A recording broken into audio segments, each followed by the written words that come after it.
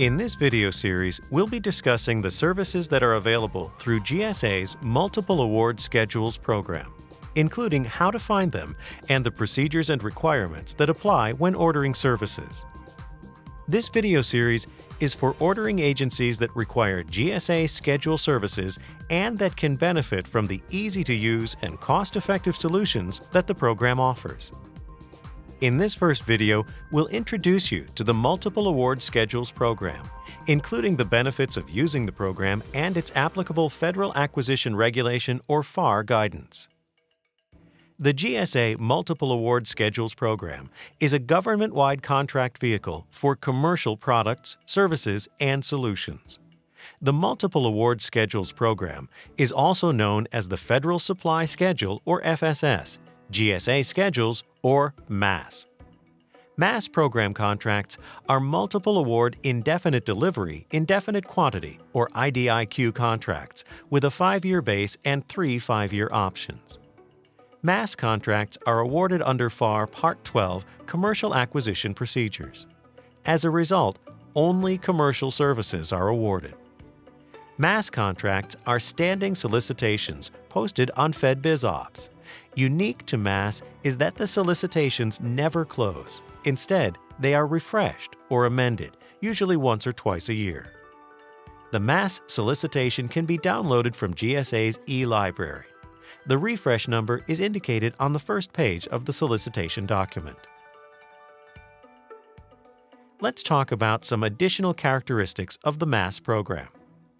The hourly rates for services are awarded as firm fixed price with an economic price adjustment or EPA. There are 3 methods for determining EPA. The first is a fixed escalation for out-year pricing. For example, an annual escalation of 1%.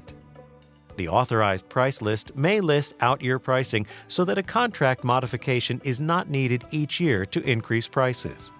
Out-year prices are fixed at the time of the award. The second is to have the EPA tied to an agreed-upon market indicator, such as an employment cost index.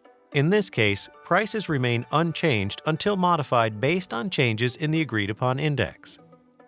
For the third method, prices are based on a commercial price list. With this method, the prices remain unchanged until modified based on proven changes in the contractor's commercial price list. No matter which EPA method applies, there is usually an annual percentage cap. For example, the cap in the professional services schedule is currently 5%. Prices for the MAS program are negotiated and determined fair and reasonable based on a variety of factors, such as most favored customer price and price comparisons. Price reductions can be requested and may be applied at the order level. An ordering activity shall seek a price reduction for any order or BPA above the Simplified Acquisition Threshold, or SAT. For professional services, we have a pricing tool database of all awarded hourly rates. The tool calculates average rates using minimum education and experience discriminators. That tool is available at calc.gsa.gov. Another characteristic of the MAS program is that performance requirements are established at the order level. This flexibility makes the GSA schedules a great vehicle for finding solutions that meet a customer's specific needs. The Federal Acquisition Regulation that governs the schedule program is FAR 8.4. As mentioned earlier, orders are also subject to FAR Part 12. This was established by a ruling of the United States Court of Appeals in 2015 in the case of CGI versus United States. And FAR 6.102d3 establishes that orders placed under MAS are considered to be issued under full and open competition. The following FAR parts do not apply to schedule orders. Part 13, Simplified Acquisition Procedures. Part 14, Sealed Bidding. Part 15, Contracting by Negotiation. Part 19, Small Business Programs. It is important to note that the FAR 19 mandatory small business set-aside, Rule of 2, is not applicable to MAS orders, even when using the discretionary set-aside authority under FAR 8.405. As we will see later, mass ordering procedures require you to consider at least 3 contractors, and this applies to small business set-asides. So it may be helpful to remember the non-official Rule of 3 when considering mass orders. The Small Business Jobs Act of 2010, Section 1331, did not relieve FAR 8.405 ordering requirements when setting aside orders. The only exception is for the Department of Veterans Affairs. As ruled by the Supreme Court in Kingdomware Technologies, Inc. v. United States, the Rule of 2 does apply in regards to VA mass orders and veteran-owned small business. This exception is from the statutory mandate of the ruling and not FAR 19. Another FAR that does not apply to the schedules is Part 36, Construction and Architects Engineering. The following FAR parts are applicable to schedules. Part 7, Acquisition Planning. Part 10, Market Research. Subpart 17.5, Interagency Acquisitions. Subpart 33.1, Protests. Subpart 37.6, Performance-Based Acquisition. Part 39, Acquisition of Information Technology. Of note, because mass orders are issued according to FAR 8.4, mass orders of any value can be protested. FAR 8.4 simplifies the acquisition process. In contrast to FAR Part 15, Contracting by Negotiation, schedule orders do not have to conduct a formal negotiated procurement, issue a solicitation for 30 days or any other predetermined time, compete with contractors outside the schedule's program, synopsize the requirement on Fedbizopps, unless it's a limited sources acquisition over the simplified acquisition threshold, conduct discussions, or conduct formal debriefings or competitive range determinations. While the mass program does have the flexibility of not having to conform to FAR Part 15 procedures, the FAR requirement for fundamental fairness always applies. The mass program conforms to competitive contracting.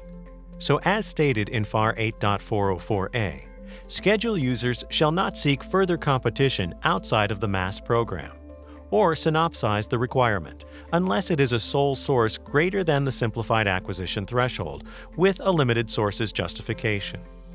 There is a great article that explains this in detail on GSA Interact titled, "Is it advisable to post an RFQ for a schedule procurement on Fedbizopps?"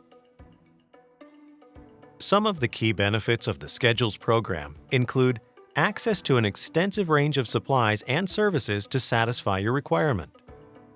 As demonstrated already, flexibility. You make a best value determination to select services or supplies to meet your needs.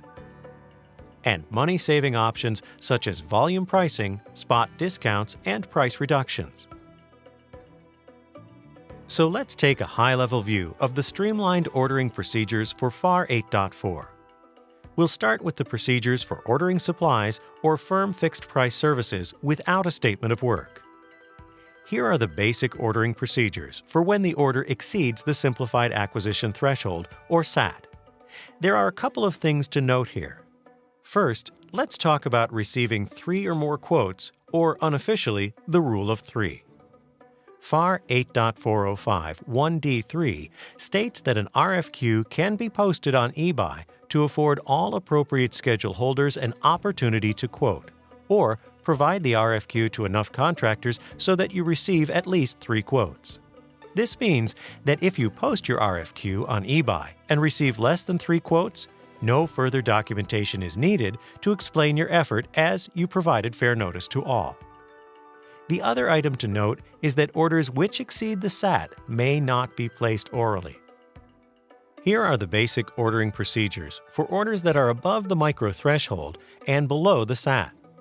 Notice you need to survey the price lists of at least 3 contractors and determine if a price reduction should be sought.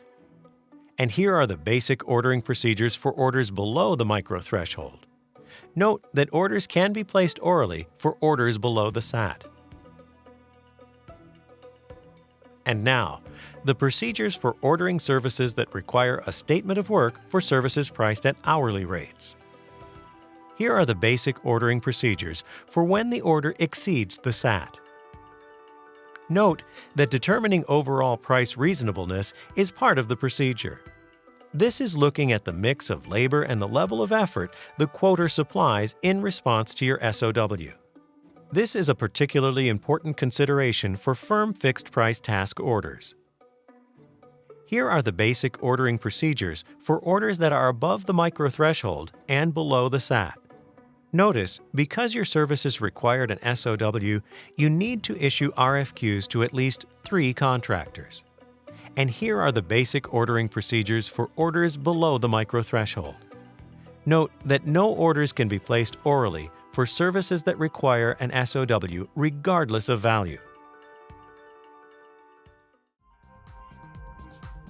That concludes the introduction to buying services through GSA schedules. Now that you have an understanding of what the MAS schedules are, the federal acquisition regulations that govern them, and their streamlined acquisition process, you're ready to learn more about using the MAS program. In the next video, Basics of Buying Part 1, we'll cover the types of services available on the schedules as well as get you started on the requirements and procedures for ordering services through the MAS program. See you there. For more information on buying services through GSA schedules, visit gsa.gov/psschedule.